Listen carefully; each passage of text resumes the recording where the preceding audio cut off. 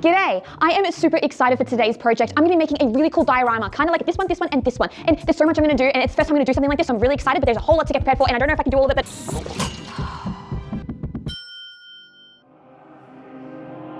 I'm going to be making a diorama based off one of the old Eldar codexes, and it's going to be super awesome.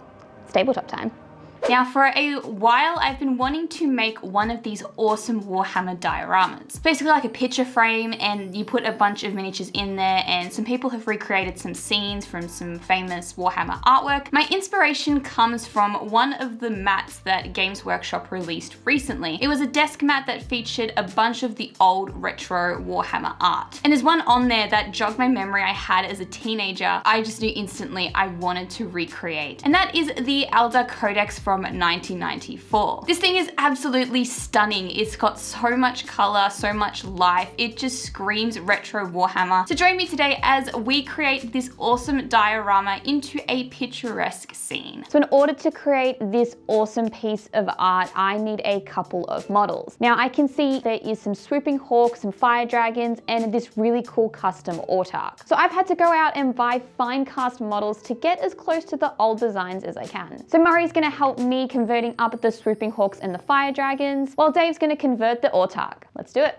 Okay, I'm gonna go and make some of the background characters for Jen, just get those happening, because some of them need a little bit of converting. Not much, but just a little bit. For example, our Fire Dragon Exarch, he needs to be holding his pike across his chest rather than off to the side. So it's just gonna be a bit of trimming. A little bit of work with Finecast, everybody's favorite. So I'm just gonna do those, get the swooping hawks, and maybe even a couple of extra Fire Dragons. That could be really fun, and I'll get that all ready for her to start building, and we can work out where everything's gonna go in the diorama.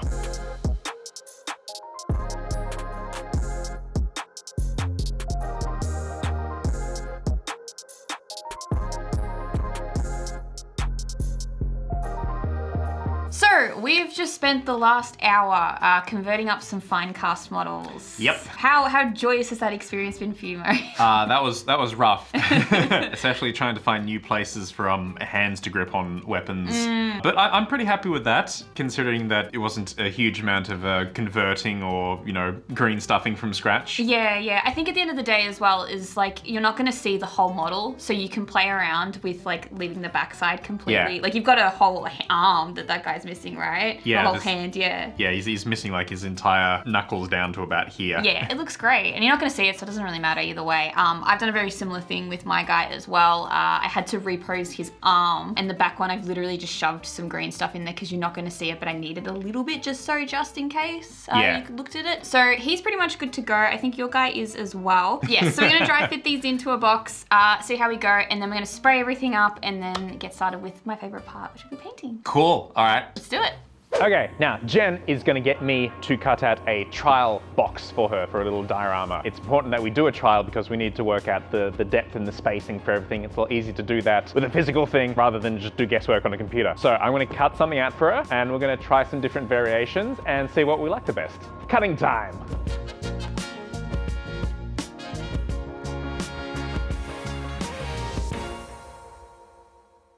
We built the little diorama box, the little trial, and surprising no one, it's a bit big for like the little miniatures, but we've got another problem.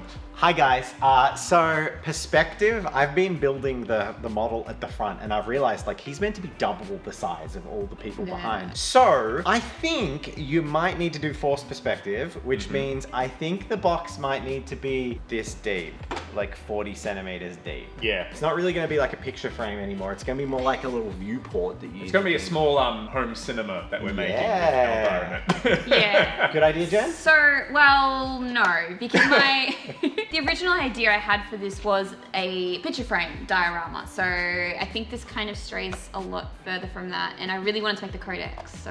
What if it's a book? What if you make a tiny codex and we print out the second edition codex and then like, I don't know, book bind it or something and have this as the front cover? And it will look like the best limited edition we've ever seen, ever made. Sounds like way more work. Great idea, Dave. What do you think? This. We're gonna make a book. Did you get that on camera? No, I didn't know she was going to throw the thing. So with all the changes that have been made, I have some extra work to do. Now, I already did the background, but we need to resize it to the new frame. I'd been kind of going off a bigger one. Gotta do a little bit of math and work that out. So I've got to make the image the right aspect ratio to the codex and print that out so I have a background.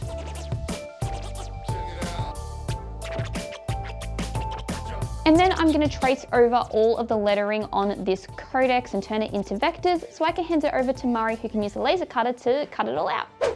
All right, we're back at the laser cutter and I'm gonna cut out the new frame for Jen to fill out and it'll look a lot smaller and more condensed. And I'm also gonna set up the vectors to cut out the big logo, the big Codex Eldar that's gonna go at the top. Let's set that up and we'll see how it all looks again.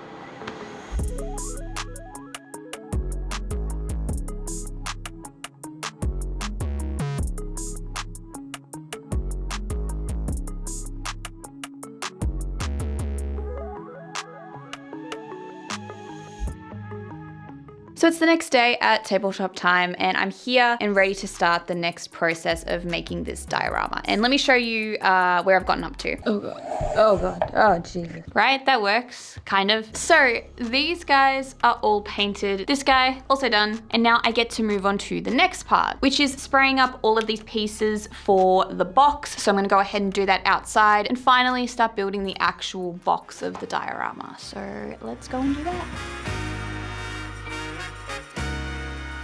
So I'm outside. I just want to show you these cute little flowers. Look at this plant. Look at these cute little flowers. Love that.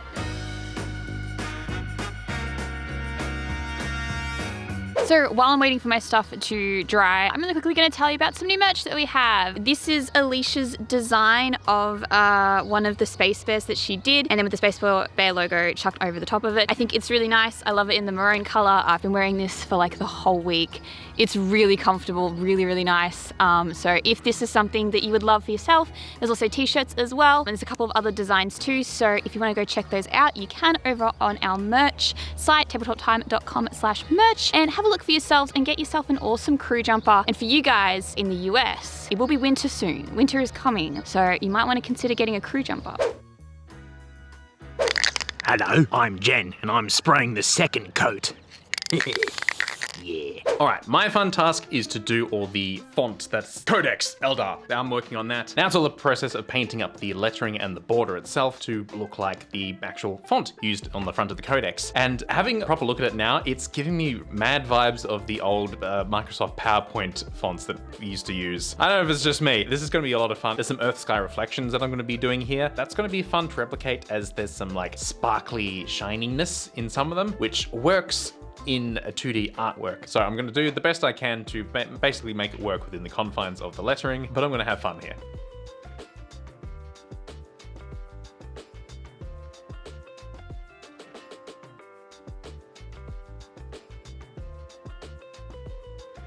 And here we have it. Look at that. I'm so happy with that. That worked so damn well. It looks like a thing. It's so cool.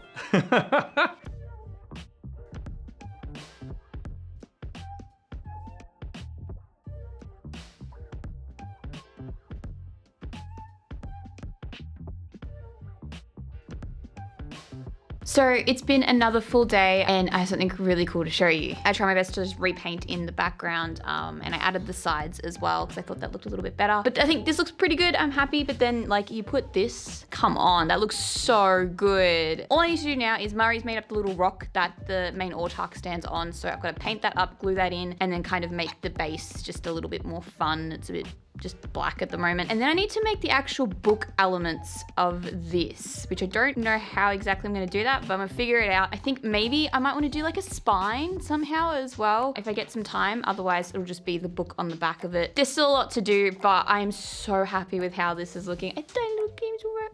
Ah, it's so good. All right, I gotta keep working.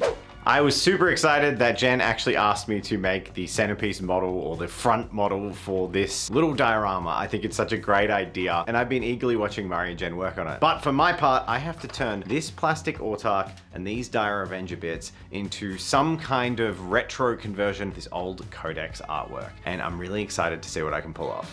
Let's do it.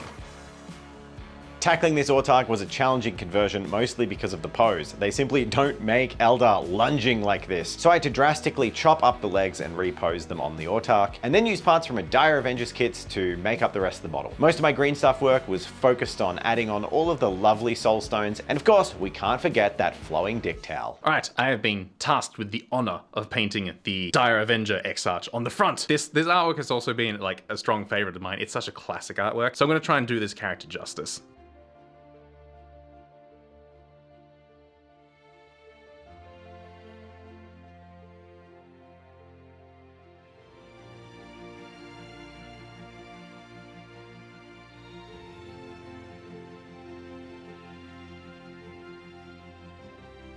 And ta-da! We have a completed Dire Avenger Exarch. I am stoked with this. Dave did such a good job with the conversion. It's so special to bring something to life with like this. So we're up to the next part in this project. I'm making the little booklet that's gonna go on the back of the codex. Found a copy of the old Eldar Codex. So I popped all the pages into an InDesign document, which means I should be able to print it out as an actual book, and then I'm gonna try and bookbind it. So wish me luck. Alrighty, so I'm back from my printing and I managed to print everything out, which is great. Gonna trim these up, bind them together as well. I'll have to figure that out with a needle and thread, and then make a cover. So I have a bit of thick paper to glue that to, so the spine and the back page will be a little bit thicker as well. Now I'm gonna paint the spine, glue it all together, and then hopefully we'll be almost done. So time for a quick bookmaking montage.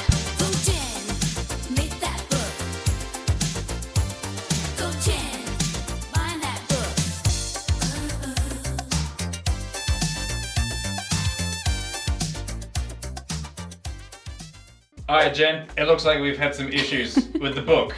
Yes, so this is my first time binding a book, and look, I'm pretty happy with how it went, but there's a couple of things that have gone a bit astray. Basically, this is what it looks like all sewed up together, but when I stick it in here, there's a couple of pages that are sticking out and it looks a little bit messy. But again, this is my first time doing it, so I'm pretty proud of myself, but I think that it doesn't look the way I wanted it to look. So I'm gonna leave this to the side for now and just keep working on the diorama itself. I'm gonna try and paint some of the pages in here, and I think maybe at the end of the day I might glue the back on. I might come revisit this because I do want this to work, but we'll see how it goes.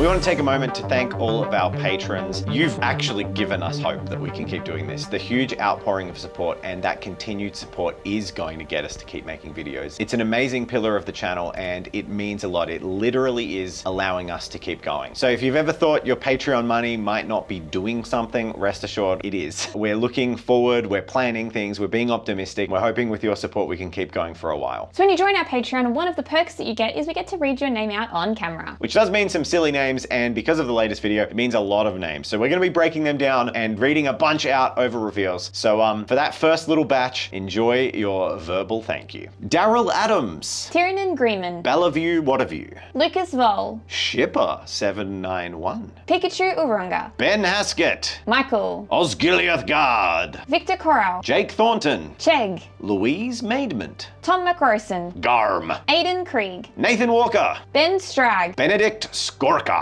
Hellraiser 1376. Snowlex. Honor Ghosts. Adam. Dale Cavallo. Lachlan McDaniel. Kevin St. Galais. Jason. Ali Maguire. Tom Painter. Thomas Braden. Jonas Anderson. Kira. Creative AR. Dimitro Melik. Eric Porter. Chris Ostvan. Dekairis. Alexander Bailey. Dakota Gabouri. Joshua. Sleepless Chaos. Liam Mahoney. Miss Praxis. Beck Alexandre. Michael. Thomas Jensen. Kieran. Spike Spiller. Yulzi. William Riley. William Piat. Got that? Piat. Lachlan Pitt. Kay Brayley, Blue, Michael Sullivan, Tim, Callum Horton, Bladix, Jacob Londerborg, Daniel Hagen, Undead Raven, Alan Tyson, Phonemes. Electro Priest Rave Squad, I've got one of them in my backyard. Ben Belk, Glenn N, Evil Advisor, James Wild, Pieter, Levi Ricketts, Wonder Woman Psychiatrist. and Shadow Hunter DK. Thank you to that first batch. We'll be reading out more names next video for your verbal shout out. We don't imagine we'll be reading out that many names every week once we've got through the backlog, but it really